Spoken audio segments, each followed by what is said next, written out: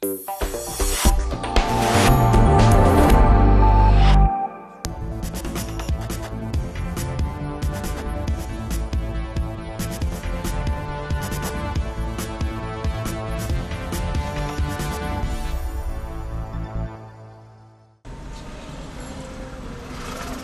Launhardt and her husband Chandralal live on the south coast of Sri Lanka. Andrea came here from Germany in 2004. She survived the tsunami in December of that year by the skin of her teeth. It was then that she decided to remain in Sri Lanka, to stay with her boyfriend and to help the flood victims.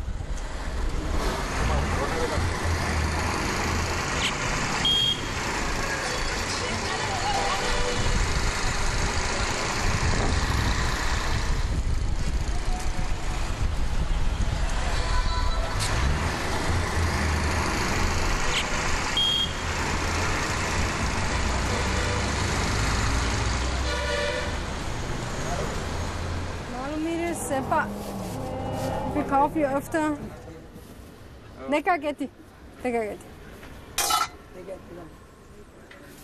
He always has really good fresh vegetables, and we like to shop here. Everyone in town knows Andrea, and Lal, as her husband is called. The project they started in the wake of the tsunami has grown into a flourishing vocational training center for children and young adults.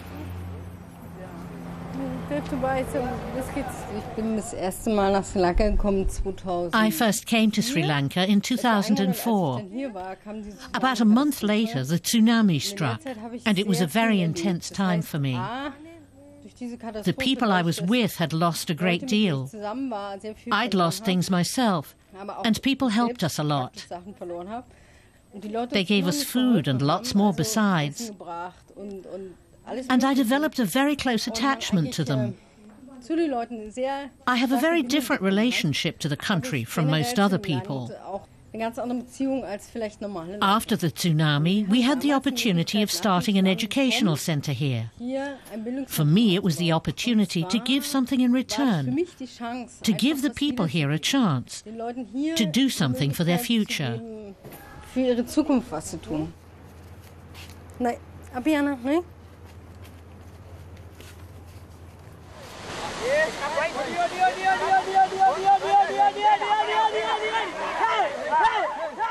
Most coastal dwellers in Sri Lanka live from fishing.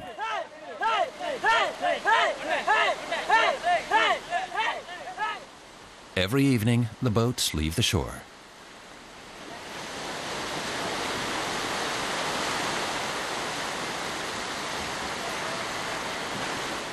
The houses here are built right on the waterfront.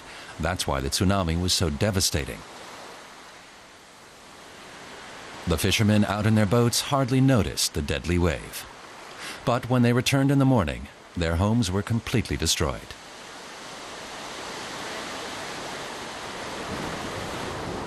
Andrea was on this beach when the tsunami struck. After taking a degree in environmental engineering at a German university, she'd come here to gain some practical experience. She was working on a turtle project which Lal ran. They became friends and fell in love.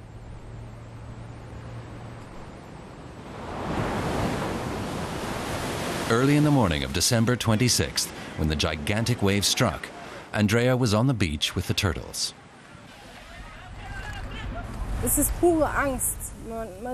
It's pure terror. You don't understand why it's approaching, and you don't run away. You react intuitively. You're only frightened that it won't stop, and you want it to stop now. That's terrifying. That's what I experienced. When it eventually became safe again, and the water stopped rising, because I was right up to here in water, I clung to a tree. You couldn't swim in the water. It was full of tree trunks and stuff.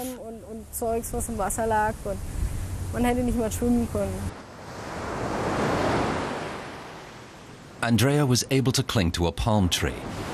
One of her co-workers, a young Sri Lankan, drowned right next to her. She wasn't able to save him. When the water subsided, Andrea found shelter in a Buddhist temple where she was taken care of.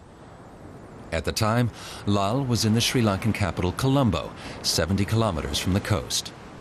He knew that Andrea was at the seaside, and for days he had no idea whether she'd survived.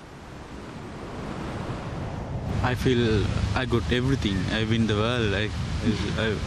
I feel like that. And then when I see that, even when I got the news about she's survived and in that temple, then I feel okay. I'm win. Then when I see that, this is the most happiest time.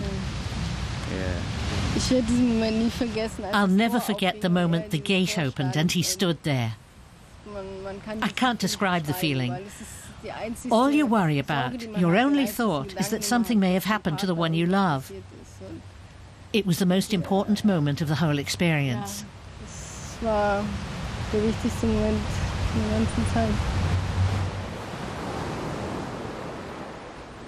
Shortly afterwards, Andrea and Lal decided to get married.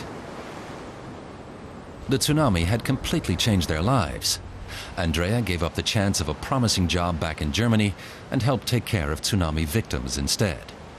She and Lal contributed the one resource they had: education. Today is registration day at EDC, their Education Development Center. They set up the project 5 years ago and began by teaching English and basic computer skills. Now they have this school building and 200 students a year. The entire project is financed completely from donations.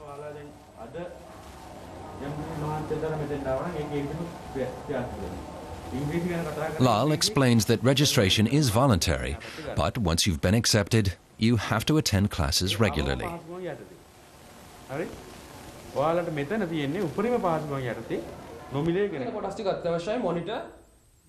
Boudica is a member of staff. His computer course for beginners starts with the basics. What's a screen, a mouse, a keyboard?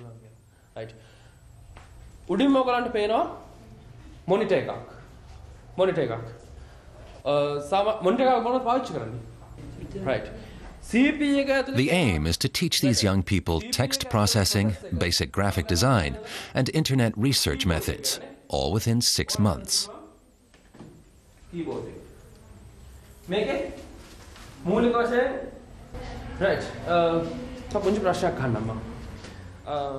Boudica asks if anyone has a computer at home. How many kids have computer in your home? Not many. But even electricity is rare in the huts and simple houses in which these young Sri Lankans live.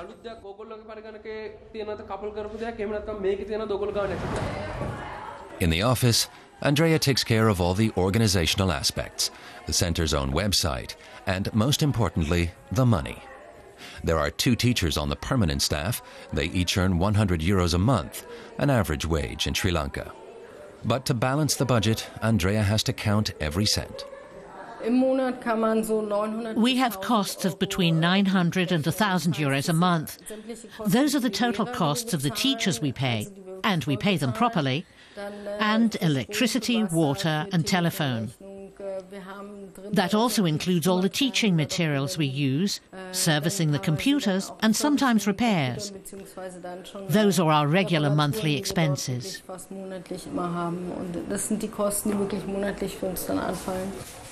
EDC attracts graduates from Germany seeking work experience. Dominic, for instance, studied biology. Here at EDC, he's teaching English. I stand here right now. So you also can say in present continuous, I am standing. So remember, we always have the person, then am, are or is, and then the verb with ing. Very good.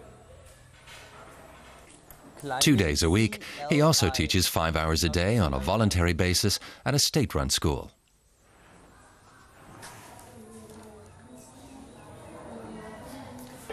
The boy is riding a bicycle. Very good. Dominique has volunteered to work here for 3 months. Teaching is entirely new to the 23-year-old, but the school is grateful to EDC for organizing their English lessons. They seldom have teachers as good as Dominique. The breaks provide a chance to play the national game, cricket. It's a sport at which Dinky shines. Dinky is the best bowler in the school. None of the boys are as good. And she's incredibly ambitious, fights over every ball like a lioness, and even punishes her own teammates when they don't come up to her expectations. Even opponents who are too chirpy sometimes get clouted, but she's definitely got the sporting spirit. The volunteers from Europe are Dinky's role models, especially the women. These self-assured and committed young people from faraway lands inspire young Sri Lankans. Morning. I'm on my way to the temple school to teach English to the boy monks. I've got a fun idea for today. They like to play and sing. I'm really looking forward to it.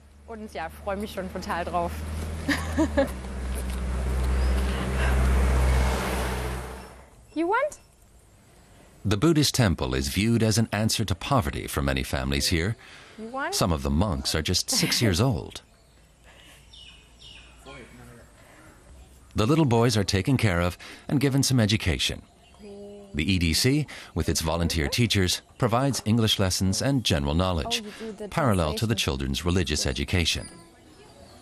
This world is as strange to the young German teacher as her lessons are to the children, but it's precisely this exotic environment that Steffi wanted to experience. It's partly because after more than 6 years of teaching, of professional experience, I wanted to break out. I wanted to get to know another culture, and Asia has always intrigued me. So I thought it would be nice to help the children here in a region where people are not very well off. Of course, it's a completely different cultural situation. Especially with the boy monks, of course, you have to be a bit careful about how you behave. For a start, in Germany, I wouldn't wear as many clothes in hot weather like this. But apart from that, I think children are the same in every country. Just have lots of fun and motivate the children.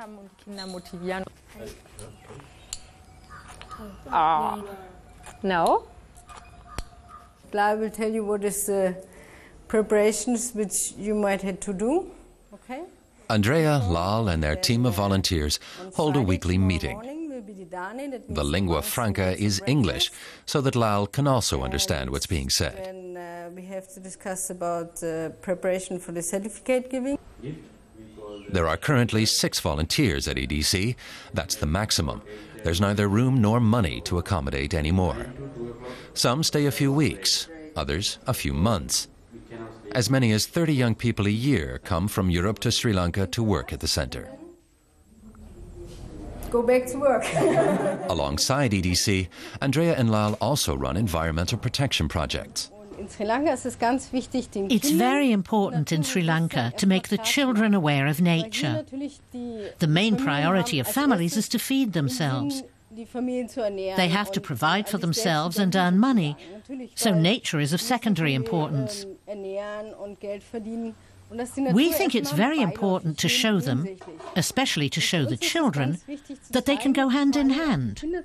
You can think about your own needs and education, and also about nature. Here the gloves. At least try to get one glove, and then you can get the garbage. Patiently, Andrea and Lal do all they can to increase the children's awareness of nature. One of the environmental evils here is that riverbanks, beaches, and the entire coastline are full of litter. At least once a month, the volunteers from EDC collect the rubbish from local beaches.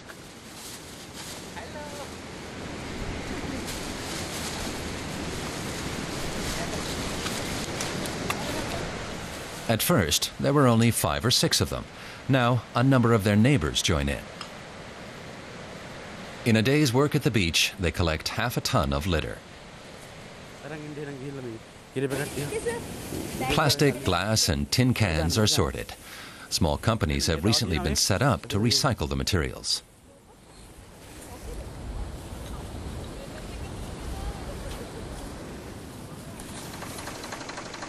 The municipality has even purchased small trucks that collect material for recycling in other areas. EDC took the lead, and slowly the idea is catching on. Nobody want to do this because they just think beach for us and us to enjoy. We don't have to do anything for a beach, and lots of garbage and so. Then many animals are affected by this. Because like turtles, they eat the rubbish and they are dying. And then we have to concern a little more our environment, and then there are returns. That's why they come. Several EDC volunteers are also involved in the turtle project.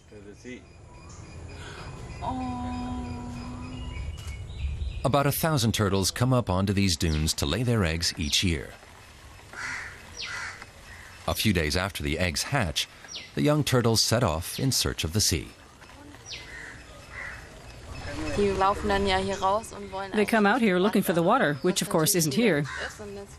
So we collect them in a bucket and put them in the pool, where they can swim for the first time.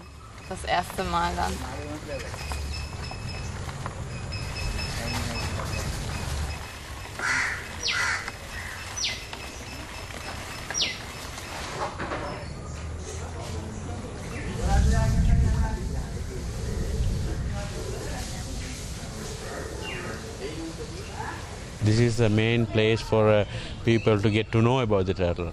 Nobody is happy to go to the beach at midnight and waiting such a long time and see turtle.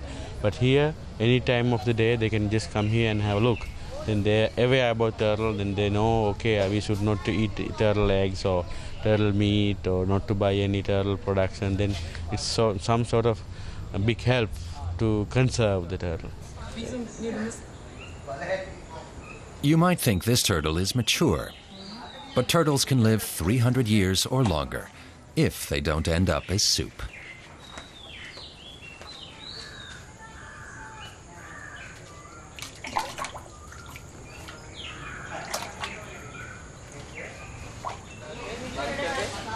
Younger generation Sri Lankans no longer eat turtles or their eggs, so the project is aimed at sensitizing older palates.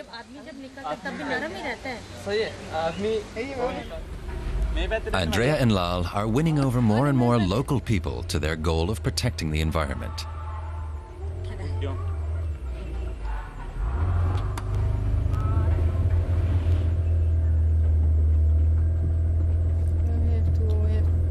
The trauma of the tsunami has sensitized people to ecological issues. We should do something for our nature, otherwise they will hate us. Then look, the tsunami is a good example for us. People did bad things for the beach and then they were affected from that. Then I think we have to live with the nature, then we have to do something for the nature, then we will get it back somehow. I think the tsunami is a good example. For instance, the mangrove forests that are very common along the rivers here are the natural means of protection. But there are hardly any mangroves on this river. They were chopped down, and that exposed the land to the waves. In areas where there were natural mangrove forests, the waves caused much less damage. That's a very good example that shows that where nature is destroyed, the effect of natural disasters is much worse.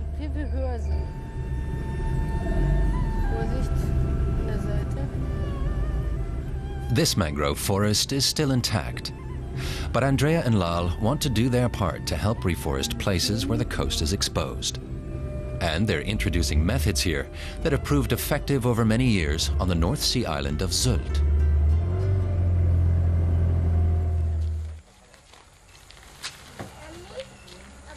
In the school garden, they cultivate marine grass. Today, a few hundred of these seedlings will be transplanted to the shore.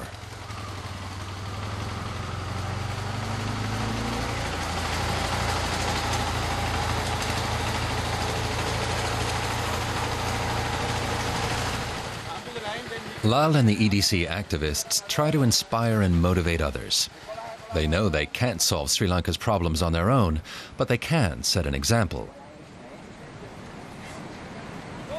Volunteers have already planted thousands of these seedlings, so the grass now protects several kilometers of coast. Wind and water can no longer erode the beaches so easily. That's a real triumph for the volunteers. I'm from Berlin, where I've just taken my degree at university. I wanted to take a bit of a break before starting postgraduate studies. And I decided relatively quickly that I wanted to commit myself to environmental aid, or at least help people. One of my best friends from school is Sri Lankan, so I already knew quite a bit about the country. And I soon decided I'd like to help here. Then I discovered this super organization on the internet, and I'm very happy here. The Education Development Center is preparing for its 5th anniversary. The celebrations will include a Buddhist vigil called Pirit. All night, prayers will be recited invoking a blessing. A shrine is constructed in the school's small foyer, made of banana leaves and coconut fronds.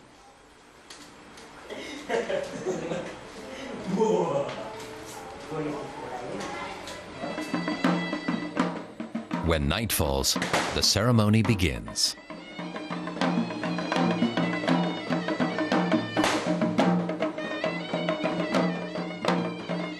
The temple monks come to the school in a joyous procession, complete with fireworks. As head of the household, Lal has the privilege of carrying the veiled statue of Buddha.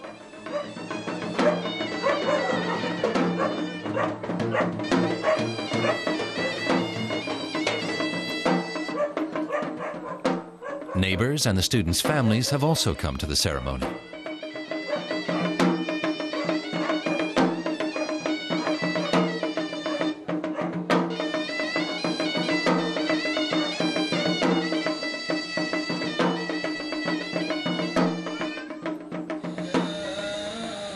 From the shrine, a thread winds through the house, connecting all those present.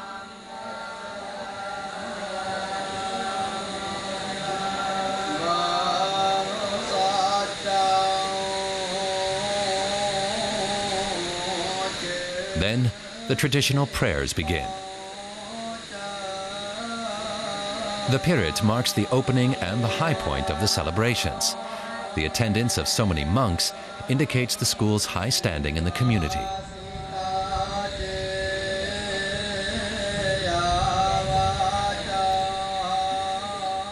The monks pray and chant throughout the night, blessing the center and all who live and work within these walls.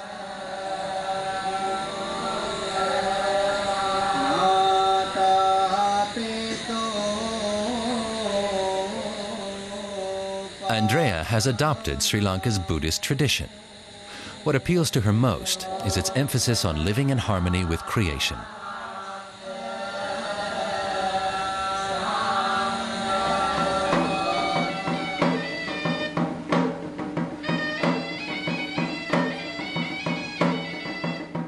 It has rained heavily during the night, as the monks discover when they return to their temple the next morning.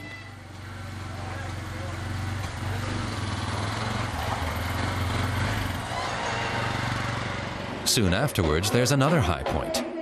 In Alutkama Town Hall, the center's 5th anniversary is observed like a national celebration.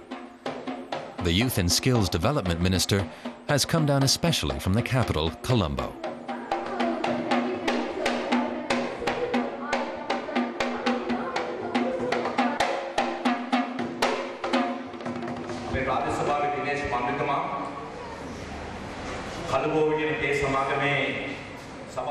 In his address, the minister emphasizes the importance of education.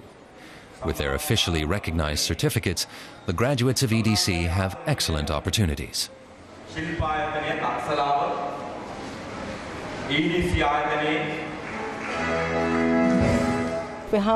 We've had quite a lot of success, helping some of our students to start very good careers.